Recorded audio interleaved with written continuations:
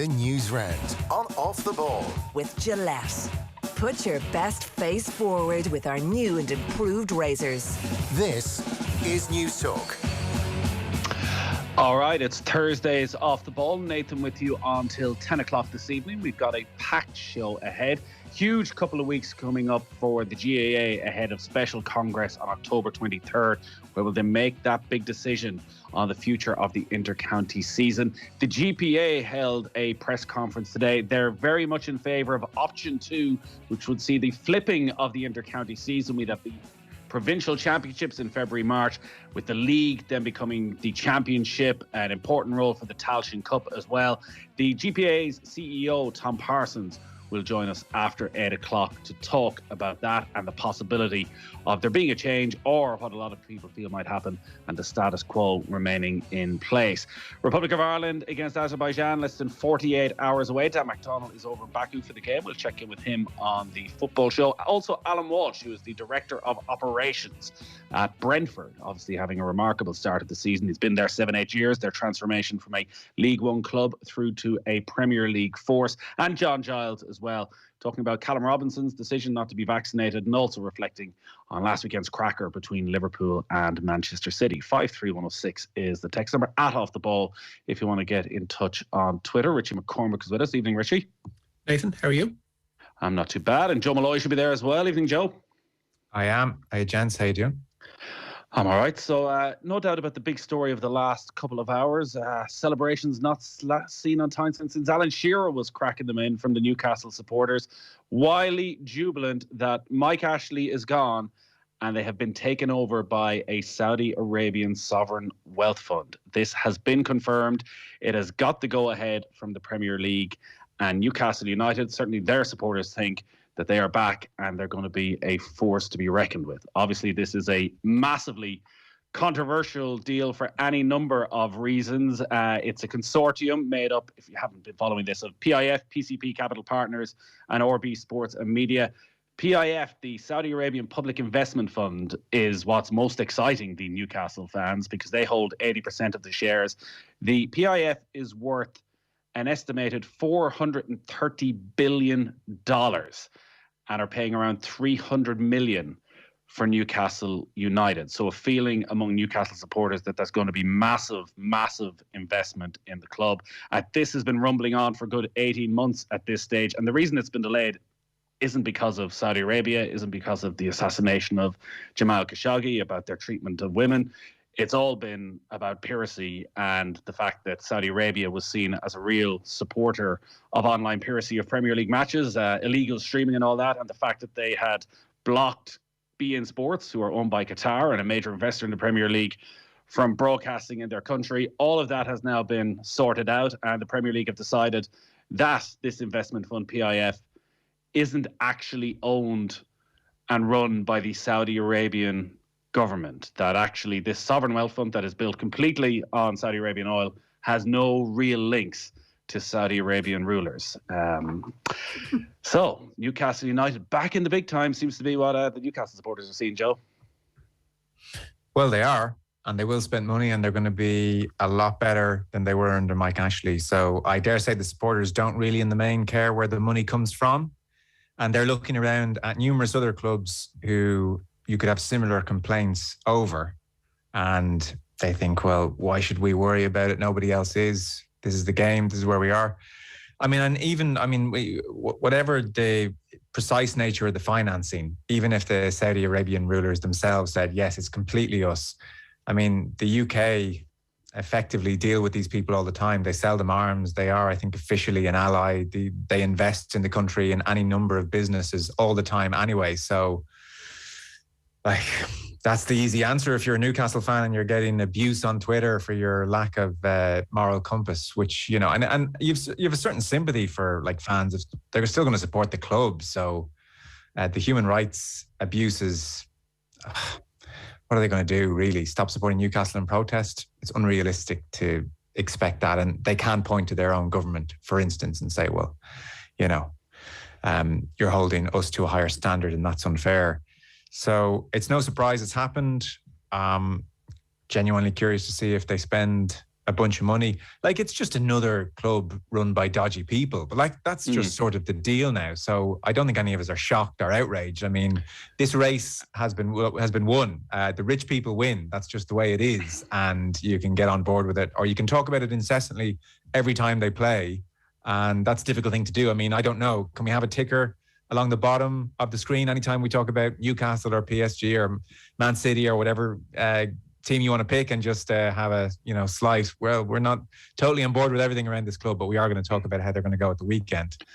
Well, the war has been won when it comes to sport washing at this stage, because while it does come up in conversation and it was discussed across a wide range of media, in comparison to the amount of conversations that are happening across sport and football, it's 1% at most when we talk about Manchester City, Paris Saint-Germain, Newcastle United, or any sport, because it's not just football. We've discussed this in depth on Golf Weekly about golf's relationship with Saudi Arabia, with the Middle East, with certain parts of the world. And they will go again where the money is.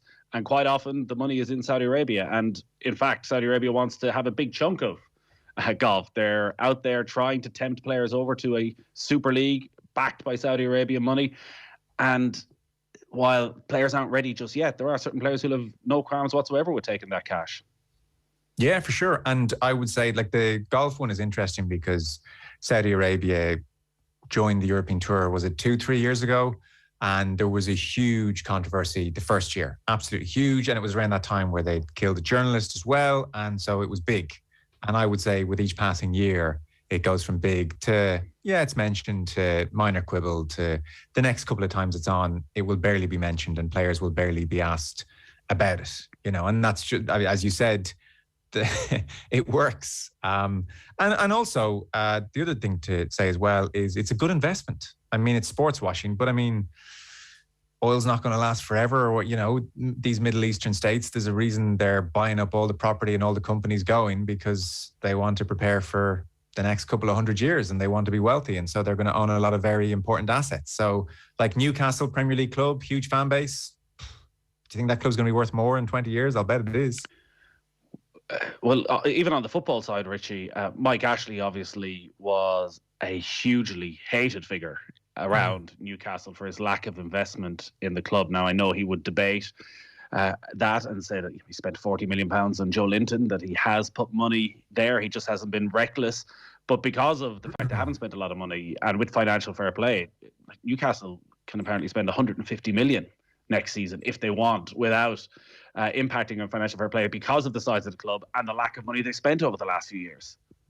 Yeah, the interesting footnote that came out last night, when this deal seemed like it was going to get over the line pretty quickly after that whole piracy issue was settled in the Middle East, was that, and I think it's pretty clear to see where this has come from in the interim with the news that's come out, is that this won't be a vanity project, and this won't be something that just has money thrown at it, and that Newcastle in January aren't going to enter the transfer market similarly to when Thaksin Shinawatra came in at Manchester City, or subsequently the Abu Dhabi family there came in and started spending money to beat the band. This is going to be slightly different. They're going to take a bit more of a cagey approach to the transfer market. And I think that's come directly, I don't want to put anybody with words in anybody's mouth, but I think it's come directly from Amanda Stavely, who has done a massive job in brokering this deal. She's fronting PCP Capital Partners. She apparently has been embedded in the Northeast for the past 2 weeks.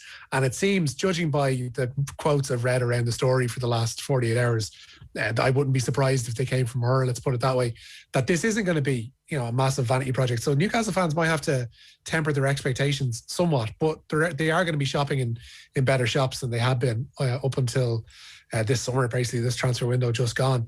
It's going to be interesting to see what happens to Steve Bruce. I wouldn't give him much longer in terms of his management tenure at Newcastle. They might have somebody ideally lined up. They need a football person, I think, in there. So I think in a similar way that Mike Ashley installed Lee Charnley, in a way that would be like his football guy on the ground. You're looking through this setup and the consortium, and the PIF is providing 80% of the money because they're buying 80% of the shares, and the other 10%, I should say, are gone evenly between PCP and the Reuben brothers. And given how Reuben brothers is noted in this takeover, it seems as if the sporting know-how might come from their side of things. So that's a American-based investment fund, et cetera, et cetera. So it'd be interesting to see how they actually go about this, because it's one thing to have money, but you need to know how to spend it. And I don't know if there's anybody with a football background there that would immediately know how to go about navigating the football market. Well, you only have to look back to Manchester City, and when they were bought by Abu Dhabi, Joe, it still took 3-4 years, despite the initial signing of a Robinho and consistent investment, for them actually to get it right and to create a Premier League winning side. And Newcastle feels are starting from an even lower base, and are still going to be hampered from the fact that it's Newcastle. Are the best players in the world going to want to move to the northeast of England? It's probably unlikely. So while you will expect to see an improvement in Newcastle, it's hard to see them becoming Premier League title contenders in the next 2-3 years. I mean, I hope they don't get it right. I hope they make all the classic mistakes you make when you're newly minted. I hope they do pay the next Robinho 500 grand a week, and I hope it's dysfunctional, and I hope they go through managers 10 times a season, because it'll be good fun to watch it all, implode all around them. As Richie says, if they're smart, they'll get a good football person in. That's what Manchester City did, and they built a club ready for Pep's arrival. So they had a strategy. I mean, it was fairly reliant ultimately on Pep going there, I think, but it was a fairly well thought out strategy all the same. And Stein was in, and it worked pretty well.